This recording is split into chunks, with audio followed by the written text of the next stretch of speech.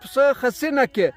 هغه کې غیرت هم وي او چې خسي کې هغه پسه بې غیرته وي او بالکل کاتګوري بې غیرته وي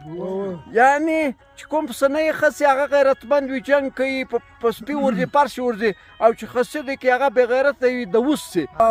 وایي د مینده پسه چې دی دغه وزن زیاتېږي ډېره غوښه کوي 50 شپېته کیلو ته ځان رسوي او خسي چې هر څونه مړی چې وریجې غوښه ورکوي تر 15 تیار به سي خو زړه یې ماتي مخ ته حرکت نشي کولی قربان سم قربان سر مې د کارت کې جلبند مې وکړې ما خپله تجربه اصلي چې ګس ته یې ستا غیرت څو دی چې مې کاته 250 کیلو رالی یعنی چې خسي کړی دی نه و خسي کړی مې نه و د هغه رقم ولو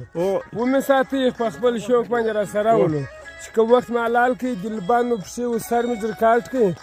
ګانټه مې کښېښود 250 کیلو رالی سړی مطلب دا و چې تا خسي کړی نه و په دا وجه وزن زیات دونې قدر و دشه کم ټیم تېر کړي نه ډېره په جرأت په غیرت تېر کړي نه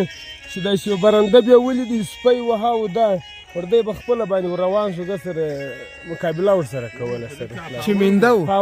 پاور به ولو زړه یې جوړ خوشحاله و فرشولو کې عاجز صاحب دا خطر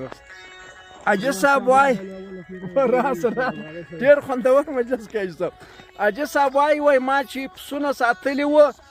هغه پسونه دونې زړور وه د سپي سره هم جنګ کوي د پښې سره هم جنګ کوي حیوان سره هم جنګ کوي دونې زړه هم خدای ورکړی دی وایي چې او دوی هغه سوپر طاقت لري نو بالکل آخرت زما په ژبه درته کېږي درواغ خبره نه ده سره ما خپل مال دی سره یعنې دا ګواهي ورکوي وایي خسي پسه بې غیرته یي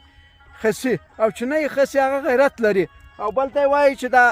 پسه خسي نه کې د دې وزن هم زیاتېږي مطلب خسي پسه چې دی تر 40 کیلو چې اړه یې بس ساتنه غواړي خواړه دسه غواړي نه ورکوي بیا په شرطه دی دی نو نشته خوټور درولې دی هغه زبان نه لري شی نه ورچې پاره خوند نه کوي په نس یې موړ کې وزن یې زیاتېږي په نس یې مړی سره خلاص